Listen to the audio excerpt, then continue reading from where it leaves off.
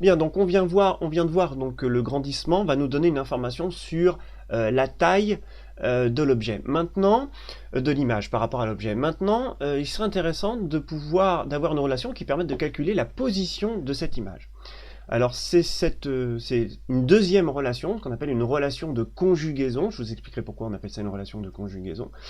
Cette deuxième relation, on peut la retrouver aussi. Et là encore, vous allez voir en appliquant le théorème de Thalès, mais cette fois-ci, je vais appliquer le théorème de Thalès dans une autre région de l'espace en considérant ces deux zones-là que j'ai représentées en bleu. Hein, donc vous avez encore deux droites parallèles, donc constituées de la lentille ici et du segment A'B', et puis l'intersection de deux autres droites, toujours constituées par l'axe optique, mais cette fois-ci je ne prends plus le rayon rouge, mais je prends, vous voyez ici, le rayon que j'ai représenté en jaune. Alors là encore, hein, si on applique le théorème de Thalès, eh bien on va avoir A'B' divisé par, alors ici je m'intéresse à la distance que j'ai ici, c'est-à-dire F'A', pareil en valeur algébrique, hein, est égal à, alors de l'autre côté, le rapport entre cette distance-là, qui est finalement la même que la distance AB, hein, que vous retrouvez ici, divisé donc par la distance que l'on a ici. Autrement dit, alors je dois pouvoir écrire F'O, on va vérifier que les signes sont bien vérifiés. Alors, A'B' est négative, F'A' est positive, ce qui veut dire que globalement ici j'ai un résultat qui est négatif. Est-ce que c'est bien le cas ici?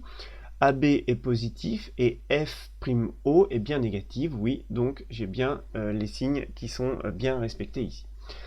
Alors, pareil, je vais modifier cette relation en déplaçant tout simplement, en intervertissant ces deux grandeurs-là. Hein, vous pouvez le retrouver en faisant un produit en croix. Alors, on va donc tomber sur A'B' divisé par AB, qui est égal donc à F'A' divisé par F'O. Voilà. Alors, A'B' sur AB, on l'a vu tout à l'heure, c'est le grandissement. Et finalement, puisque cette grandeur-là représente le grandissement, on a vu que c'était aussi égal à OA' sur OA. Alors, je vais tout simplement remplacer ce rapport par OA' sur OA. Et on arrive donc à l'égalité suivante. OA' sur OA est égal à F'A' divisé par F'O. Alors, regardez ce que je vais faire maintenant. Je vais casser cette distance algébrique ici. Alors, je vais la casser en deux. En écrivant quoi? En utilisant tout simplement la relation de Schall en mathématiques. Hein, je peux écrire que F'A', c'est tout simplement F'O plus OA'. Hein, ça, je vous l'écris ici, c'est tout simplement la relation de Schall. Donc je vais remplacer ça dans mon égalité.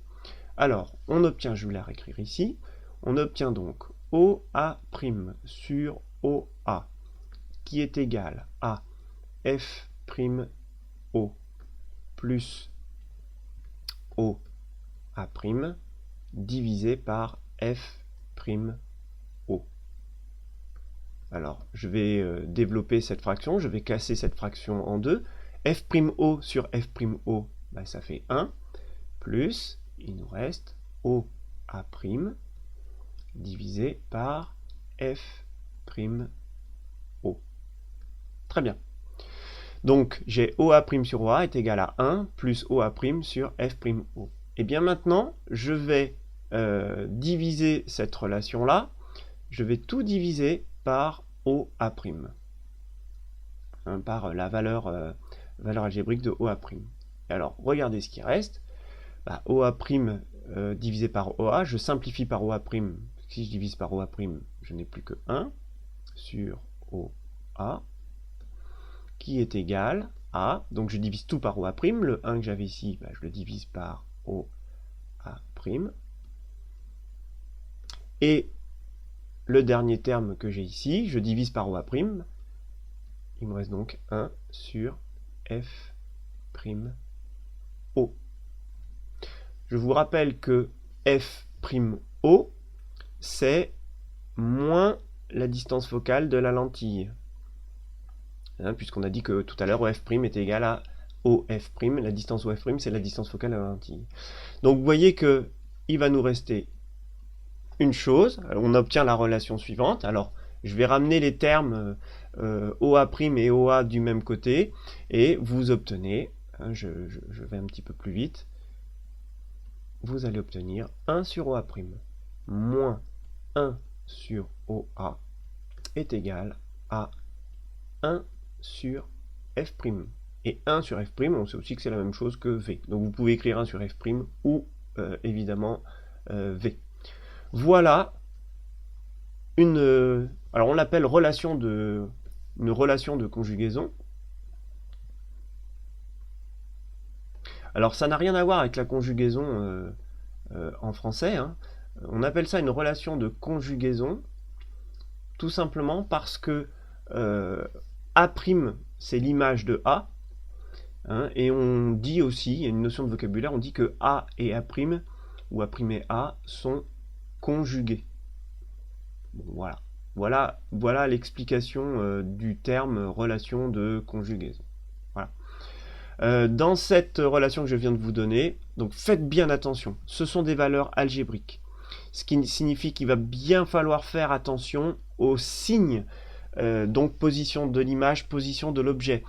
Les objets sont en général toujours placés à gauche de la lentille, ce qui signifie que très souvent, la valeur algébrique de OA, et ça il faudra bien faire attention parce qu'en général vous vous trompez très souvent là-dessus, la valeur algébrique de OA sera très souvent négative dans les exercices que vous aurez à faire, ce sera la majorité des cas. Donc faites bien attention à ça.